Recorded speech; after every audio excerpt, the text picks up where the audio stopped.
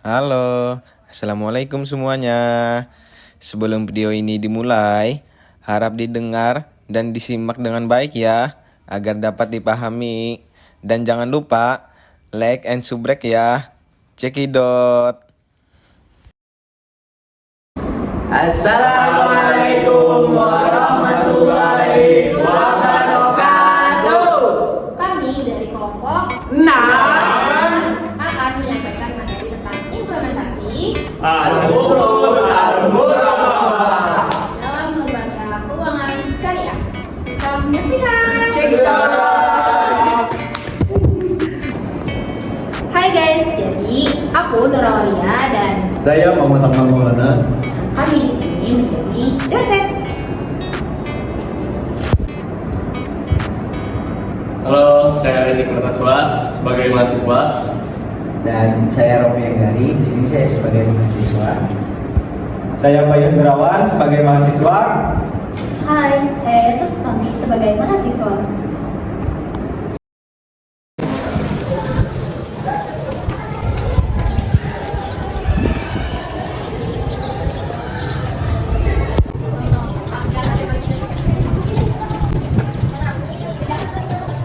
Assalamualaikum. Cepet banget sampainya, Mbak.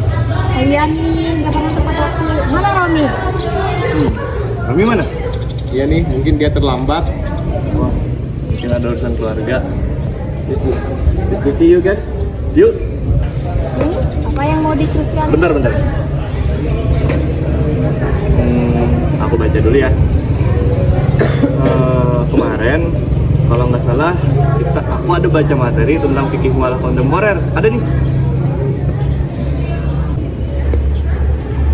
Iya nih, pengen dengar gimana apa yang diskusikan. Jadi kemarin belajar tentang fikih muamalah. Tapi ingat nggak sih kata Ibu Lia? Kita semester selanjutnya belajar fikih muamalah kontemporer. Hah? Fikih muamalah kontemporer? Oh, iya. Bukankah kita belajar fikih muamalah? Iya kan, Bay? Nah, aku ada baca nih. Ya pokoknya tentang menarik akad al-uqud al-muraqabah. Ya meliputi kalau nggak salah ada 2 akad, jual beli dengan ijarah. Itu Nggak tahu sih, lupa. jadi akad al-uqud muraqabah itu satunya penggabungan antara beberapa akad dan akad yang diperbolehkan juga ada yang diperselisihkan loh.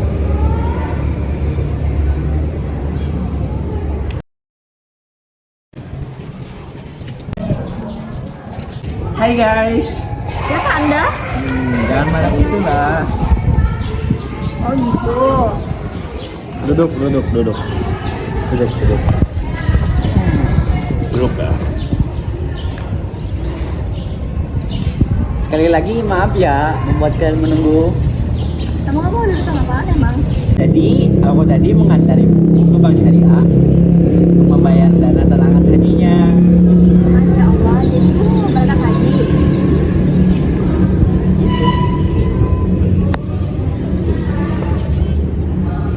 Kalian, ini Romi sedang bicara, malah bercanda.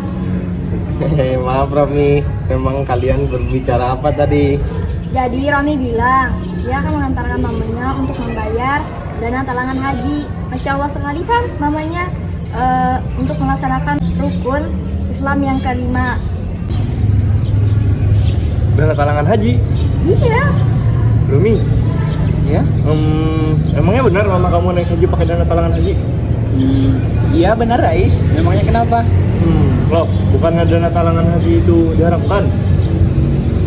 Dan hajinya pun tidak mabrur loh. Memang kamu tahu dari mana soal itu? Tahu dong, aku kan juga baca buku dan barusan aku juga baca berita loh. Bahkan kamu tahu nggak? Di sini dijelasin kalau dana talangan haji itu mau dihapuskan. Terus uang yang mama kamu kumpulkan nanti hilang dong. Loh, kok pergi? Belum juga selesai ngomong.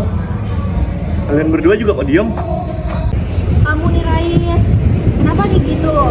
Iya nih, si Rais, memang sih kamu tahu semuanya. Tapi jangan gitu dong caranya. Baik, gue mau nyusul Romi. Dasar aneh emang mulutnya nggak bisa dijaga. Udah ada Rais. Kenapa aku dan Bayu tuh marah? Karena kamu tuh keterlaluan menyampaikan sesuatu. Coba pelan-pelan. Kan Romi tuh sensitif soal ibunya. Kan aku ngomong jujur. Kamu nih seperti itu.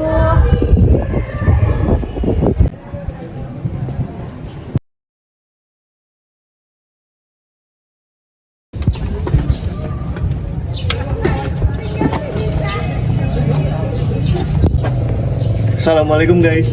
Waalaikumsalam. Oh, kok pada diam? Ini dia nih orang yang so tahu dan gak merasa bersalah. Lah, kok masih aja dibahas? Rom, gimana mama kamu kemarin yang mau naik haji pakai dana talangan haji? Mau ibadah, tapi kok malah salah jalan?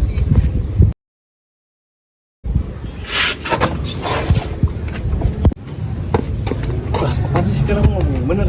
Lah, terus mama saya yang salah. Lah, aku kan ngomong bener. Sudah. Dia nih kayak kecil aja. Sudah, Rai. Kamu ini juga keterlaluan bicaranya.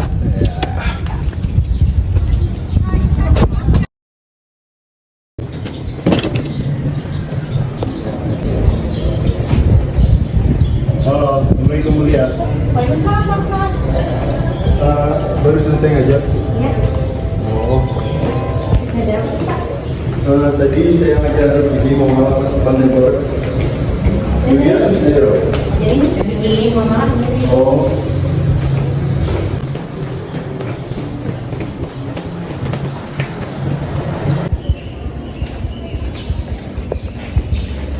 Pak, ada yang bener tuh, Pak. Assalamualaikum. Oh iya Bu, waduh gimana ini mahasiswa ini? Hei, berhenti. Hei, berhenti.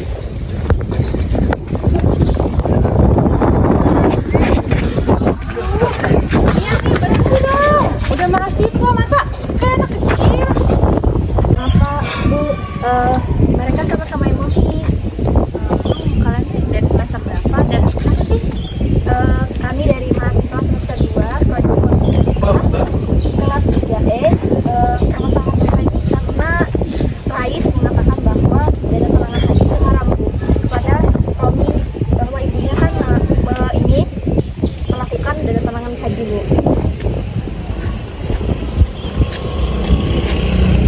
Lah, kan emang bener. Oh, jadi gitu. Nah, kalau soal begini, harusnya tuh diselesaikannya baik-baik, nggak pakai otot kayak tadi.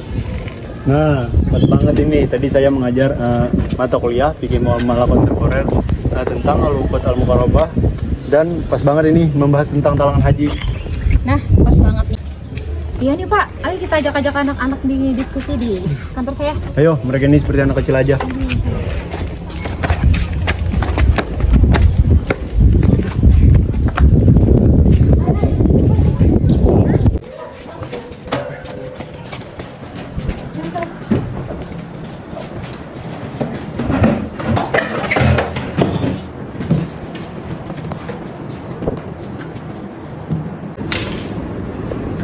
Santai saja ya mukanya, sudah emosinya, dinginkan pikirannya, biar ilmu yang disampaikan dapat diterima dengan baik.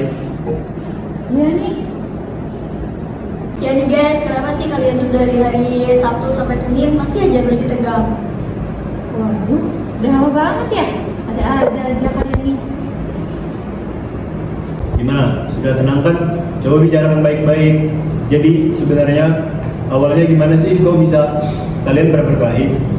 Jadi begini Pak, saya kan cerita kepada mereka bahwa ibu saya itu ikut dana talangan haji di Bank Syariah. Terus si Rais bilang kalau dana talangan haji itu haram dan menyampaikan seolah ibu saya itu sudah melakukan kesalahan. Makanya saya marah kepada dia. Lah, kan emang bener. Terus kamu nyalahin ibu saya gitu? Lah, kau baru berkelahi lagi, sudah Rais. Kamu tidak salah, tapi cara kami yang menyampaikan itu yang salah. Sudah ya, sini saya coba luruskan. Semoga bisa diambil untuk ilmunya untuk kalian. Baik, Pak. Baiklah, di sini yang pertama Bapak akan menjelaskan apa itu pengertian al-uqud al-muraqabah. Nah, al-uqud al-muraqabah adalah kesepakatan dua pihak untuk melakukan suatu muamalah yang meliputi dua akad atau lebih. Misalnya, akad jual beli dengan ijarah, akad jual beli dengan hibah, dan lain sebagainya. sehingga semua akibat hukum dari akad-akad gabungan itu serta semua hak dan kewajiban yang ditimbulkannya dianggap satu kesatuan yang tak dapat dipisah-pisahkan, yang sama kedudukannya dengan akibat-akibat hukum dari suatu akad. Ini yang aku bilangin ke kamu tadi. Dan ada lagi nih, batasan dan standar al-uqud al-muraqabah atau multi akad. Para ulama yang membolehkan praktek multi akad bukan berarti membolehkan secara bebas, tetapi ada batasan yang tidak boleh dilewati. Karena batasan ini akan menyebabkan multi akad menjadi dilarang. Di kalangan ulama, batasan-batasan ini ada yang disepakati dan diperselisihkan. Secara umum, batasan yang disepakati oleh para ulama adalah sebagai berikut. Yang pertama, multi akad dilarang karena nas agama. Dan yang kedua, multi akad sebagai hilah ribawi. Yang ketiga, hilah riba fadl. Yang keempat, multi akad menyebabkan jatuh ke riba. Yang kelima, multi akad terdiri dari akad-akad yang akibat hukumnya saling bertolak belakang atau berlawanan. Nah, setelah dengar penjelasan dari Pak Akmal, Ibu mau tanya nih, tadi yang buat kalian bertengkar itu kan tentang dana talangan tadi kan? Iya Bu. Kali itu saya sudah bilangin ke Romi, Bu. Kalau itu tuh dana talangan haji nggak boleh. Tapi kamu bilanginnya gitu. Siapa yang boleh? Nah, sebelum itu, jadi pada tahu nggak sih dana talangan haji itu? Nah, jadi bakal Ibu jelasin dulu. Nah, jadi dana talangan haji itu adalah sejumlah dana yang dipinjamkan oleh pihak bank kepada masyarakat calon jamaah haji untuk mendapatkan porsi haji. Jadi yang kayak Mama Romi lakukan itu kan, dia kan melakukan dana talangan haji tersebut. Nah, jadi hukumnya dana talangan haji itu apa? Nah, untuk jadi permasalahan ini itu termasuk ke dalam masalah khilafiyah. Nah, di mana ada sebagian kalangan ulama itu yang membolehkan dan ada sebagian yang dengan tegas mengharamkannya. Jadi tidak bisa nih langsung memberitahu kepada ulama bahwa talangan haji itu haram, bahwa talangan haji itu salah mama dia melakukan hal tersebut. Nah, jadi ada perbedaan pendapat. Nah, untuk pendapat yang menghalalkan dana talangan haji itu yang pertama dari dalil utama adalah bukan bunga tetapi sebuah ujroh. Jadi ujroh atau upah yang akan diberikan kepada bank. Lalu yang kedua adalah meringankan beban biaya haji. Nah, dengan adanya dana talangan haji kan meringankan Mama Romi dalam melakukan ibadahnya. Kemudian memberikan jaminan berangkat haji, lalu menguntungkan. Lalu mungkin yang dibaca Rais itu pendapat yang mengharamkan, karena memang ada pendapat yang mengharamkan tentang dana talangan haji ini. Itu ya, Bu. Ya. Jadi yang pertama itu adalah para ulama itu mengatakan bahwa dana talangan haji itu bukan ujroh, tetapi bunga pinjaman. Kemudian yang kedua itu menjelaskan bahwa ketika seseorang itu tidak punya uang 25 juta, nah berarti tidak mampu dan tidak wajib haji. Lalu yang ketiga adanya takaluf dan memberatkan. Dan jadi itu yang sekilas tentang dana talangan haji. Oh, begitu ya, Bu. Berarti saya cuma salah untuk penyampaiannya saja, tapi tidak salah masalah teorinya. Nah, ya untuk teorinya itu tidak salah. Cuman mungkin kamu itu membacanya hal yang haram saja tanpa melihat apa sih yang ada nggak sebenarnya dalil yang menghalalkan. Gitu ya, Bu. Nah, kemudian dalam hadis Nabi secara jelas menyatakan 3 bentuk multi akad yang dilarang, yaitu multi akad dalam jual beli dan pinjaman, 2 akad jual beli dalam 1 akad jual beli, dan 2 transaksi dalam 1 akad transaksi. Dalam sebuah hadis disebutkan Rasulullah SAW melarang jual beli dan pinjaman. Hadis riwayat Ahmad dari Abu Hurairah radhiyallahu anhu. Suatu akad dinyatakan boleh selama objek, harga, dan waktunya diketahui oleh kedua belah pihak. Jika salah satu di antaranya tidak jelas, maka hukum dari akad itu dilarang. Ibnu Qayyim berpendapat bahwa Nabi melarang multi akad antara akad salaf atau memberi pinjaman dan jual beli. Meskipun kedua akad itu jika berlaku sendiri-sendiri hukumnya boleh. Larangan menghimpun salaf dan jual beli dalam satu akad untuk menghindari terjerumus kepada riba yang diharamkan. Hal itu terjadi karena seseorang meminjamkan 1.000 lalu menjual barang yang bernilai 800 dengan harga 1.000. Dia seolah memberi 1.000 dan barang seharga 800 agar mendapatkan bayaran 2.000. Di sini ia memperoleh kelebihan 200. Selain multi akad antara salaf dan jual beli yang diharamkan, ulama juga melarang multi akad antara berbagai jual beli dan qard dalam satu transaksi.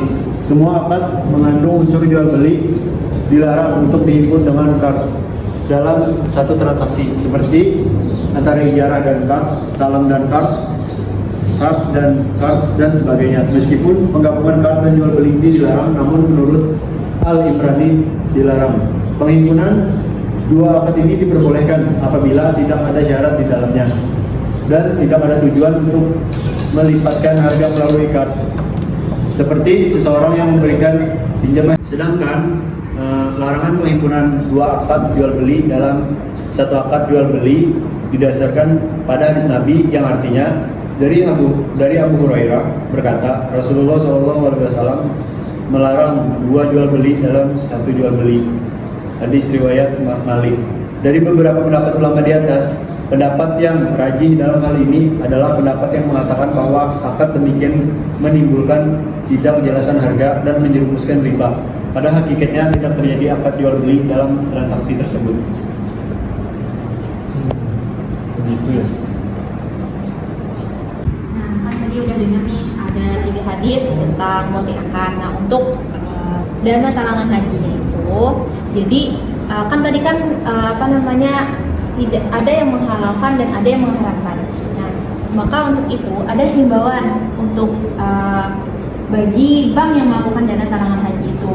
Nah, jadi yang pertama itu untuk lembaga keuangan syariah agar menerapkan fatwa DSN dan tidak keluar dari fatwa, maka dana talangan haji itu boleh untuk dilakukan.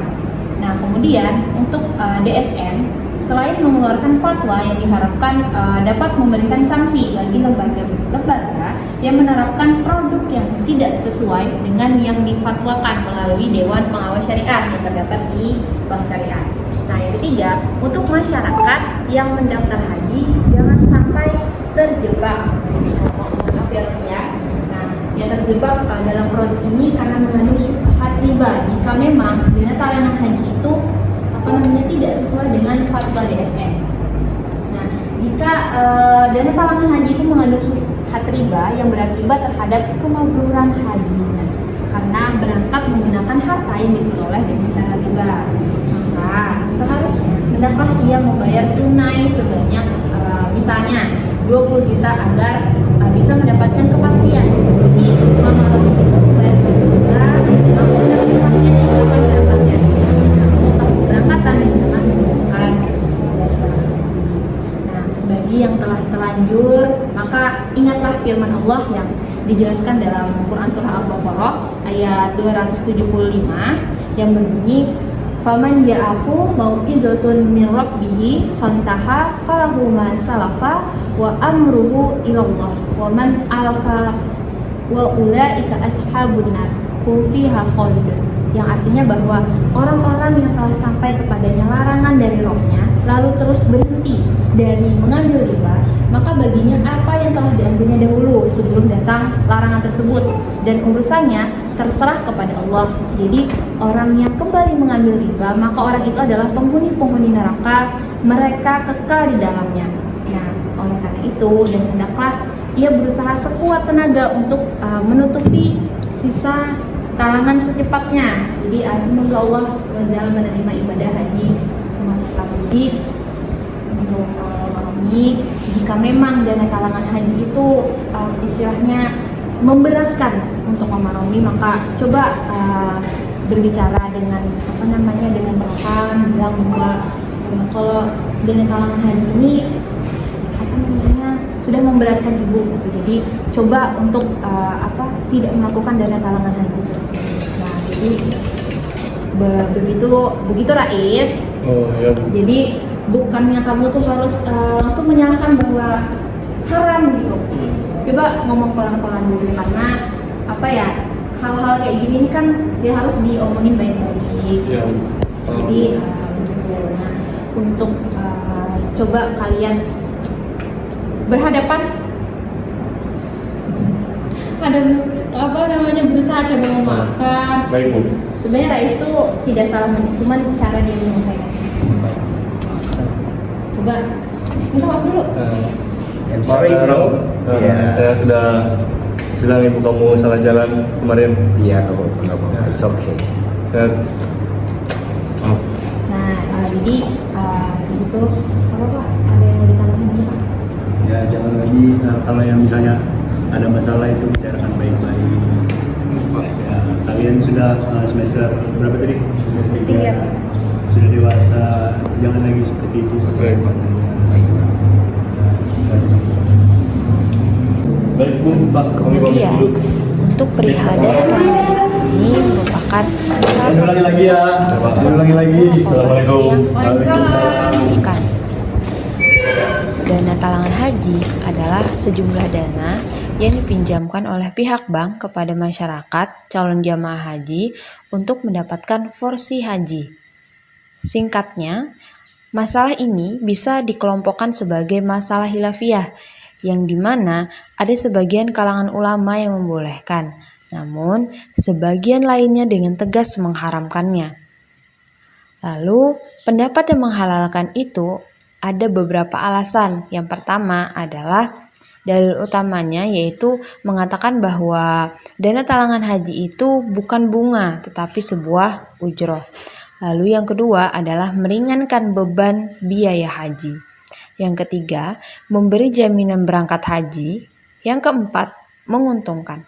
Lalu, pendapat yang mengharamkan mengatakan bahwa dana talangan haji itu bukan ujroh tetapi bunga pinjaman. Kemudian, tidak punya uang 25 juta berarti tidak mampu dan tidak wajib haji.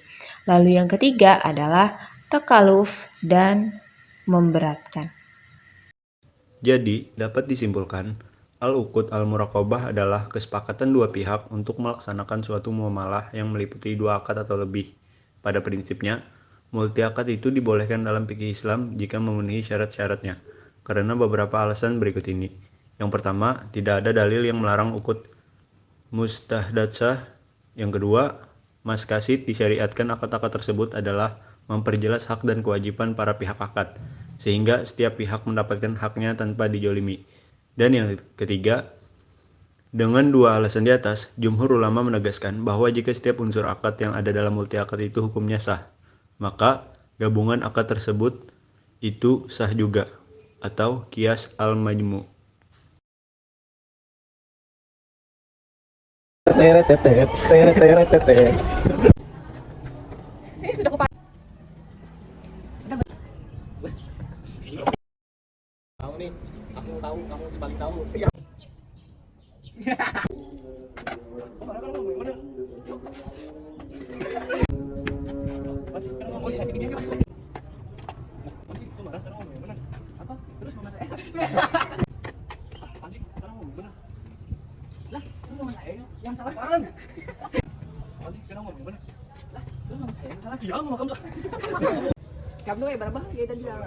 Halo guys, jangan lupa makan guys.